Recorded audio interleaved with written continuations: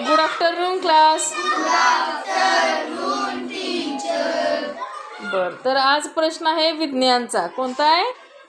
विज्ञानचा. आपण काय बघितलं? सर्वात मजबूत हाड कोणते बघितलं, सर्वात लहान हाड कोणते बघितलं, त्याचबरोबर सर्वात लांब हाड कोणते बघितलं. बरोबर. मग आता आज प्रश्न आहे त्याच हाडांच्या विषयी प्रश्न आहे. तर मानवी शरीरामध्ये एकूण हाडांची संख्या किती असते रे? किती असते? 206. बरोबर आहे. मग जे काही लहान मुलं असते, जन्मलेलं लहान मुलं असते की नाही, मग त्या लहान मुलांच्या हाडांची संख्या किती असते? नाही, 206 नसते. 216 जवळपास आहे. बरोबर. किती?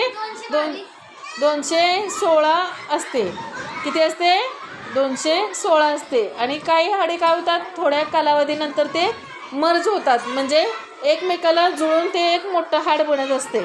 त्या पद्धतीनं जसं मूल वाढेल तसं काय होतं, ते दोन हाडं एकत्र येऊन एक मोठं हाड बनत असते. त्यामुळं त्या हाडांची संख्या कमी होते. त्यातले हाडे कुठे गायब होतात का?